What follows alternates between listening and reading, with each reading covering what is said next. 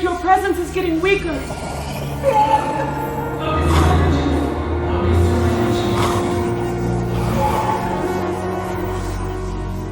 This video was brought to you by the Great Courses Plus. Thanks to this sponsorship, we are able to make a donation to the work of Cheney McKnight of Not Your Mama's History.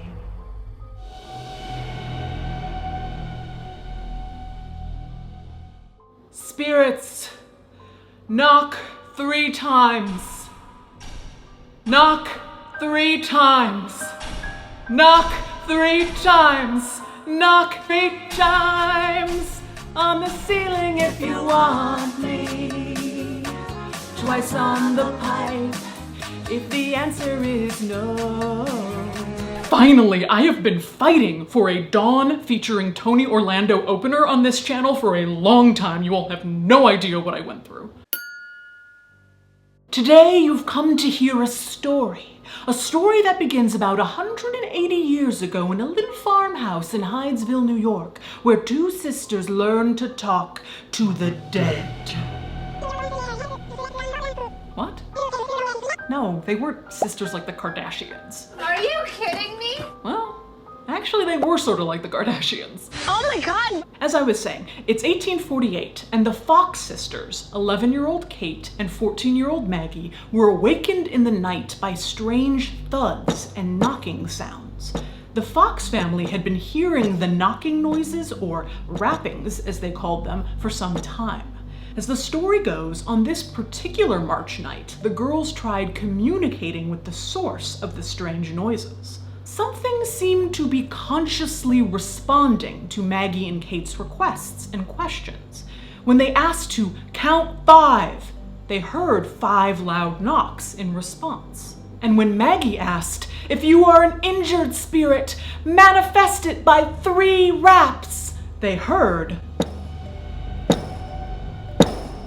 Over the next few weeks, news of the young girls who could communicate with the spirits of the dead spread quickly. Members of the press descended on the Hydesville farmhouse, looking for answers from the girls and their ghost. To escape these crowds, Kate and Maggie were sent to live with their older sister in Rochester, New York. At the time, Rochester was a hub of social, political, and cultural movements. Eventually, the sisters would cross paths with leading reformers like Frederick Douglass and Elizabeth Cady Stanton. So it was here that a religion and a movement called Spiritualism would take shape, which in popular culture we now associate with seances and Ouija boards. Yes, ultimately it was about speaking with the dead, which tends to be the part that people remember for obvious reasons. Ghosts is the reasons. But spiritualism was also about working with the dead to enact reform for the living. Spiritualists were fiercely feminist. According to Harvard divinity scholar Anne Braude, spiritualism became a major, if not the major, vehicle for the spread of women's rights ideas in mid-century America. Spiritualists were also abolitionists. Many of spiritualism's leaders and practitioners were Black. Seance circles and communities formed like Harmonia, where Sojourner Truth lived, and Cercle Harmonique, a group formed by Afro-Creole spiritualists in New Orleans. After the Civil War, there was violent resistance to any sort of racial equality. If the living aren't reforming, aren't listening to you, perhaps you could find sympathy and aid among the dead. Speaking of the Civil War, this is where we need to start if we want to understand the rapid rise of spiritualism. Now, prior to the war, the idea of the good death was crucial. You wanted to die at home, surrounded by loved ones. The dying person, poised at the threshold of heaven, could also impart divine wisdom and be like, "Oh wow, yeah, can confirm, there's an afterlife, it's great, woo, here I go." But all of a sudden, here's the Civil War, and soldiers are dying far from home with no assurances that the good death will be provided. With so many families not even knowing if their loved one had died, let alone where or how, these unanswered questions became a torment for those left behind. For those seeking consolation, spiritualism provided answers and comfort. We need to combine this with the swift increase in scientific discovery in the decades following the Civil War. Living in that time must have seemed like something out of a science fiction novel. Germ theory, x-rays, electricity, photography, telephones, moving images, things that made the invisible visible. So why not the spirits of the dead? Lest you think this is purely a fringe movement, what if I told you that following the death of President Lincoln and First Lady Mary Todd Lincoln's young son, the couple held numerous seances in the Red Room of the White House trying to contact him.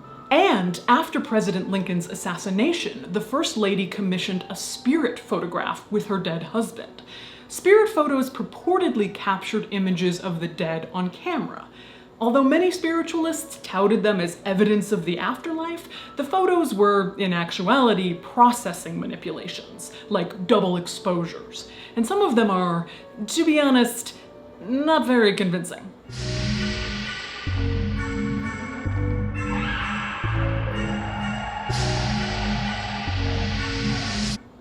Photography historian Kate Scott explained that the resulting spirit could convince a person who wanted to be convinced. The story doesn't end here.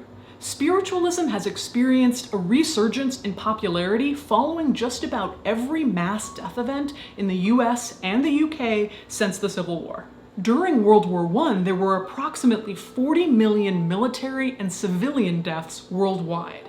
Then, right at the tail end of the war, came the pandemic of 1918, which was estimated to have taken another 50 million lives. In response, people would once again turn to spiritualism for answers. Families found solace in popular news stories from the front lines of the war, where soldiers claimed to have witnessed supernatural manifestations of angels and spirits of the dead rising up to protect them on the battlefield. The most popular story is from just 2 weeks into the war. British troops had arrived in the Belgian town of Mons to join forces with the French against the Germans. Even with British assistance, they were outgunned, outmanned, outnumbered, outplanned. I've never seen Hamilton, but my colleagues have told me that this reference is The situation was dire, and death seemed certain. But suddenly, a luminous cloud appeared, and an angel holding a sword emerged. On the ground, a spectral army of soldiers armed with longbows rose to join the ranks of the British. This newly formed regiment, comprised of both living and dead soldiers, went on to do the impossible and defeat the Germans. Thanks, zombie soldiers! Auf Wiedersehen, Germans! The problem is, this story was a literal story, a piece of fiction called The Bowman. It was published in a London newspaper alongside real reported news, making it unclear that it was a work of fiction. Soon, churches began reprinting the story in parish pamphlets and magazines, even going so far as to cite sources and passing it off as fact. Spiritualists followed suit. Not surprisingly, they left the part about the army of the dead rising up to aid the living. By 1919, a spiritualism craze was in full effect. Even Thomas Edison was trying to build a machine that would allow people to talk to the dead. Not the invention you probably remember him for. Here's how an anonymous veteran, writing into the newspaper The Courier, described almost every household of the time. Mothers and friends of fallen soldiers resorting to table rappings, creakings, automatic writing through the medium of the planchette, Ouija, heliograph, all in the hopes of once more communicating with their loved ones. Spiritualism was also getting a boost of credibility from celebrities and so-called men of reason, like British physicist Oliver Lodge and the author of Sherlock Holmes, Sir Arthur Conan Doyle. But they weren't without their critics, most notable among them famed magician Harry Houdini. You'd really think the Sherlock Holmes guy would be debunking talking to the dead, and the famous magic guy would be all for it, but After being invited to a seance at his friend Arthur Conan Doyle's house, where he felt he was being clearly deceived, Houdini dedicated himself to exposing mediums and spiritualists, who he deemed vultures who prey on the bereaved. And really, who better to expose fake mediums and their tricks than the world's greatest magician, as they both employed many of the same techniques. So how did fraudulent mediums convince mourning families they were the real thing?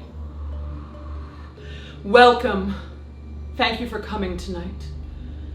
To summon the spirits, we will first light this candle so they will know where to find us.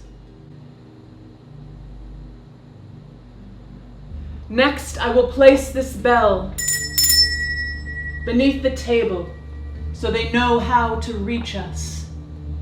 This is a spirit cone. It will amplify the voices of the dead so we can hear them better. Please, place your hands on the table. I will place my own hands on top of yours so you can be sure I am not making any additional movements. Now, we will summon the dead. Do you hear us? Spirits, do you hear us? Send us a sign. We hear you. Do you have a message for us? Spirits, I feel your presence. Use me as your vessel, spirits. Spirit, your presence is getting weaker. Focus! Focus your energy. Focus your energy.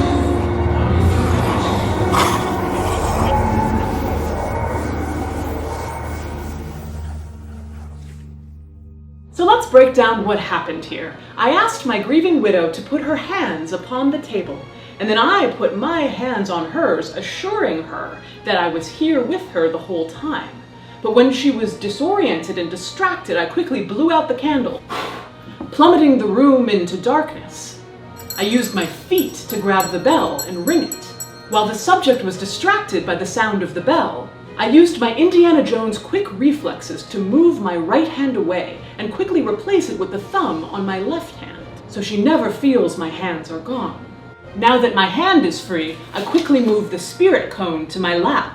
I placed the ectoplasm, which was really just gauze, into my mouth and made the table move and shake by kicking up my knees. While the widow was once again captivated with my spirit manifestation skills, I removed the ectoplasm and placed the spirit cone on my head, flinging it across the table.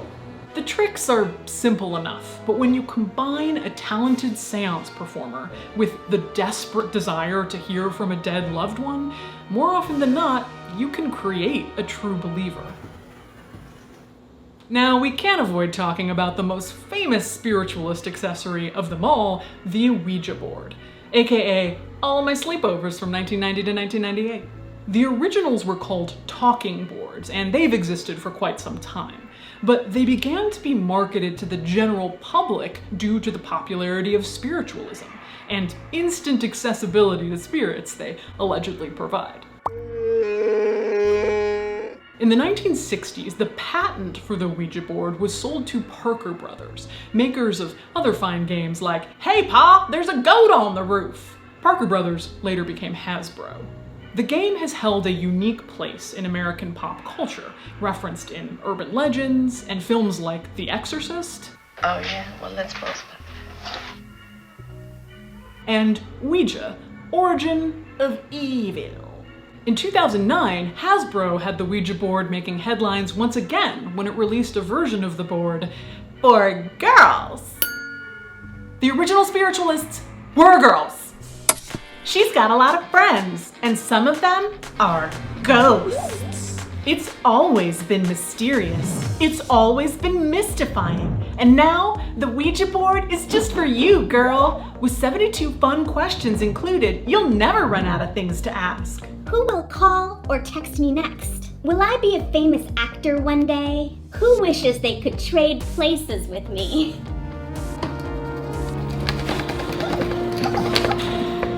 I do!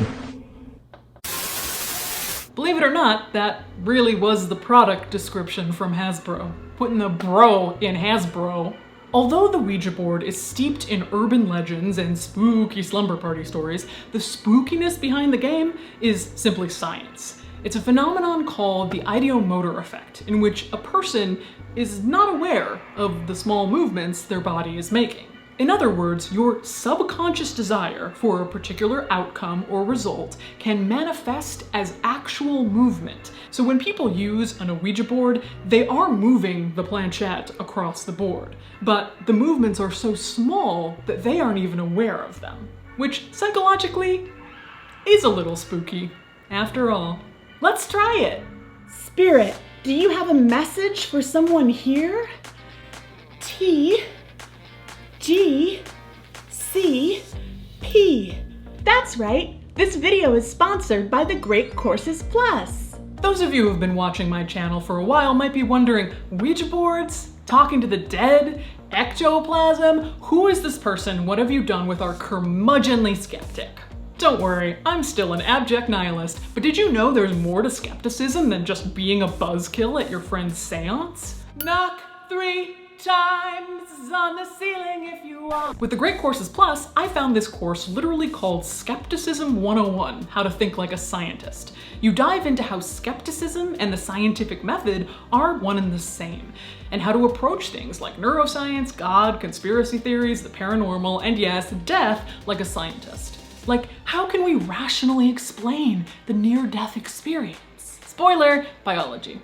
Since 2020 is the year of staying home, it's really a perfect time to take advantage of the Great Courses Plus subscription based on-demand video courses. With a subscription, you can get access to over 11,000 courses and lectures created by Ivy League professors and top experts from places like National Geographic and the Smithsonian. From skepticism to cemeteries to state parks, the Great Courses Plus has something for everyone. You can learn at your own pace in the comfort of your own home. No stress, my babies, just knowledge. The Great Courses Plus is offering our viewers a free trial, so please visit thegreatcoursesplus.com/askAmortician to subscribe and start learning. You can also click on the link in the description below to start your free trial today. We'll tell you where the money from the sponsorship is going at the end of the video. The planchette has told me that spiritualism's popularity waned once again, but not for long. Following World War II, when the world once again had to contend with death and mourning on a massive scale, folks again reached out to their dead through seances, mediums, and Ouija boards. In 1944, a Scottish medium named Helen Duncan was convicted under the Witchcraft Act of 1735, when, during a seance, she revealed top-secret information about the sinking of a Royal Navy battleship off the coast of Egypt, information she claimed to have received from the spirits. Duncan had gained notoriety by claiming to produce ectoplasm, which we already know is not spirit detritus, but gauze. But this confidential information probably came from a family member or acquaintance of one of the 861 sailors who had died in the incident. When government officials notified the families of the deaths, they gave them strict instructions to keep the information to themselves. But come on, 861 families aren't gonna do that. So what about spiritualism today? Here's the thing, if you have ever watched a ghost hunter show, you've participated in a form of modern-day spiritualism. After September 11th, 2001, the US would experience another shocking and traumatic loss of life. In the months that followed, Americans began taking part in a new form of spirit communication. Gone were the young, diverse female leaders of spiritualism seeking to change the world for the better. This new batch of believers found their stage via countless cable TV show platforms. Shows like Ghost Hunters and Ghost Adventures became so popular, they launched a subculture and spawned thousands of ghost hunting groups across the country. For years, you couldn't change the channel without coming across at least one show featuring dudes in tight black t-shirts yelling at spirits. Find this evil entity. Are there any kids who want to play? Find proof of its existence. And pick a fight with it. Dude, run! It most definitely obviously would appear to be ghosts. I'm not saying ghost hunters and spiritualism are the same thing, but they do share the same impulse to communicate with the dead and prove the existence of an afterlife. Real or not, maybe what matters most here is that some studies have shown that communicating with the dead can be helpful. According to Dr. Alison Forty, a professor at Wake Forest University, speaking out loud to a loved one who has passed, whether at a gravesite or out loud at home, is helpful for many people processing grief. Interestingly enough, it's actually pretty common for people to have some kind of paranormal experience involving a dead loved one or pet, in which they sense or believe they are being contacted by a spirit. These experiences are sometimes referred to as bereavement hallucinations. As common as these experiences are, in Western culture, where grief is stigmatized and hidden, people are hesitant to share their bereavement hallucination experiences for fear of being shamed or having their sanity questioned. With the pandemic, we are all once again experiencing loss and grief on a massive scale. So the question is, in the months and years to come, will people once again turn to spiritualism, or some form of it, to cope with their grief? It's already happening, out there, but do you think it will once again go mainstream? Oh, and what happened to those precocious little Fox sisters? Oh my god! Kate continued to hold seances and advocate for spiritualism, while Maggie ended up falling in love with an older man and converted to Catholicism, which is also sort of spooky. I'm like so upset. Later in life, Maggie was paid to confess that the rapping, seances, and spiritualism itself was all a hoax. Completely not true. But a year later, she recanted her confession, stating spiritualism wasn't a hoax at all, but that everything she and her sister Kate did was real, and they had truly been speaking to the dead. I really, apologize if I offended anyone. Thank you again to the Great Courses Plus for sponsoring this video. Your sponsorship allows us to make a donation to Cheney McKnight of Not Your Mama's History. Normally we use these sponsorships to donate to organizations, but today we're trying something different by giving money to support the work of an individual.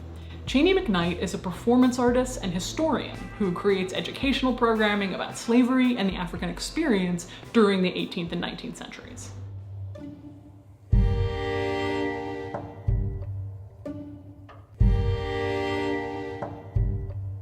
Within the past year, I discovered the Harlem burial ground. I leave fruit, lavender. I sometimes just sit and talk with them. They may be a bit lonely. I think we need to say thank you to the people who came before us, as well as honor them.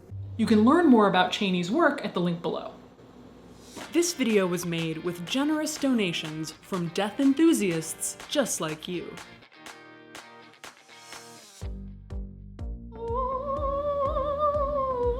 Get this vibe of spiritualism to enact reform for the living.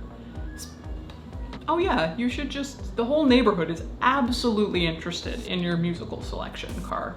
And I get to understand what you're listening to at the same volume as if you were playing it in my own house on a large boombox.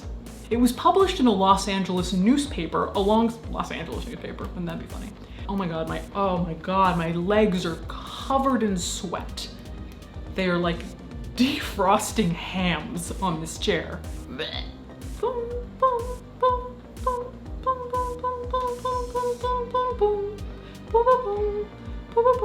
Vultures who prey on the bereaved. Vultures who prey on the bereaved. Vultures who prey on the bereaved. The f is a Houdini voice? What's a magical voice? For girls. For girls. What is with all the music outside tonight? There's a COVID on. Welcome. Thank you for coming. That was my fault. I should have looked at you. You can't handle my costume. While they were distracted with everything going on, I blew out the candles. Shit. I do.